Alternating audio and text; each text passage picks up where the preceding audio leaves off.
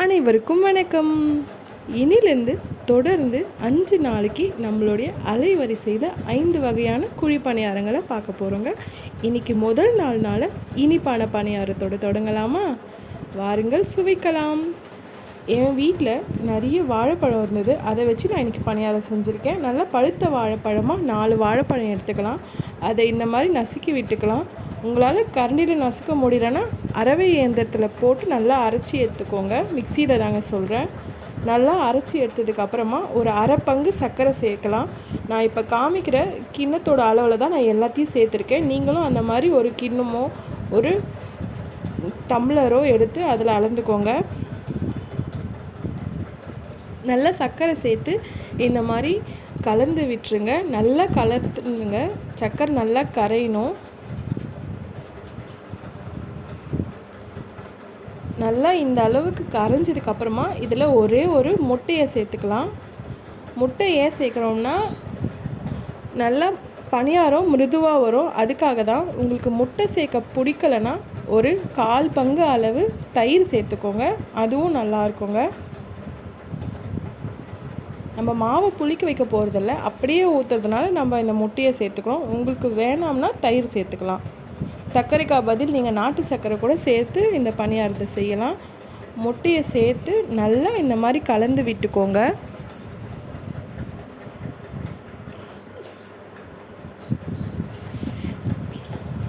நல்லா கலந்ததுக்கு அப்புறமா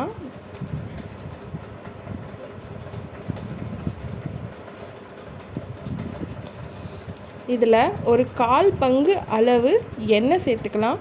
வாசனை இல்லாத எண்ணெயாக சேர்த்துக்கோங்க. அப்போ தான் இது ரொம்ப நல்லாயிருக்கும். உங்களுக்கு வேணும்னா தேங்காய் எண்ணெய் சேர்த்துக்கலாங்க. தேங்காய் எண்ணெய் அந்த அளவுக்கு வாசனை அதிகமாக வராது. நல்லா எண்ணெய் சேர்த்து நல்லா கலந்து விட்டுக்கோங்க. எல்லாமே நல்லா கலந்ததுக்கப்புறமா ஒரு பொருளை சேர்க்கும் போது தான் அது ஒரு சரியான பதத்தில் வரும். நான் நல்லா கலந்ததுக்கப்புறமா இந்த மாதிரி இருந்தது. இதில் அந்த கிண்ணத்துலேயே ஒரு 3/4 பங்கு அளவு நான் மாவு எடுத்து வச்சுருக்கேன். எனக்கு 3/4 பங்கு அளவு மாவு சரியாக இருந்தது.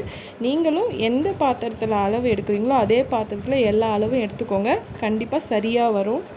மாவை கொஞ்சம் கொஞ்சமாக போட்டு இந்த மாதிரி அழுத்தம் அதிகமாக கொடுக்காமல் லேசாக கிளறி விட்டுக்கலாம். நான் நல்லா மாவு சேர்த்து கிளறிட்டேன். இப்போ இதில் கொஞ்சமாக சோடா உப்பு சேர்த்துக்கலாம். சோடா மாவு சொல்லுவீங்களா, அதுதான் நான் சேர்த்துட்ருக்கேன். அதோட சோடா பொடியும் சேர்த்துக்கலாம். சோடா பொடினா வேறு எதுவும் இல்லைங்க, பேக்கிங் பவுடர் தான் நான் சொல்கிறேன். கொஞ்சமாக உப்பு சேர்த்துக்கோங்க. இதோட வாசனைக்காக நான் வெண்ணிலான்ற வாசனை திரவியத்தை சேர்த்துக்கிறேன். உங்களுக்கு வேணான்னா ஏலக்காவை சேர்த்துக்கோங்க. நல்லா சேர்த்து அதோட ஒரு 1/4 பங்கு அளவு பால் சேர்த்து நல்லா கிளறி எடுத்துக்கலாம். நல்லா கலந்ததுக்கப்புறமா இந்த மாதிரி வந்திருக்கு. இப்போ இதை நம்ம பணியார சட்டியில் வச்சு ஊற்றிக்கலாம். உங்களுக்கு பணியாரம் மாதிரி வேணான்னா நீங்கள் இதை ஊற்றி ஒரு இட்லி பாத்திரத்தில் வச்சு ரொட்டி மாதிரி செஞ்சு எடுத்துக்கலாம். ரொட்டினா எதுவும் இல்லைங்க, கேக்கு தான் நான் தமிழில் ரொட்டின்னு சொல்கிறேன்.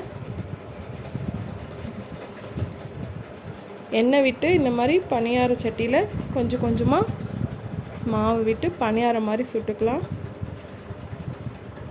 இந்த மாதிரி செய்யும் போது நமக்கு உபயோகப்படுத்துகிற எரிவாயோட அளவு வந்து கம்மியாக இருக்கும்.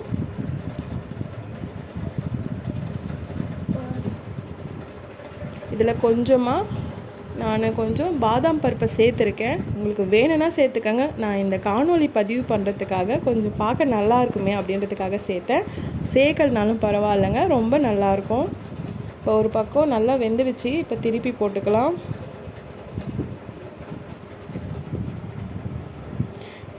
ரெண்டு பக்கமும் நல்லா செவந்து வந்திருக்குங்க. பார்க்கவே ரொம்ப அருமையாக இருக்குல்லங்க.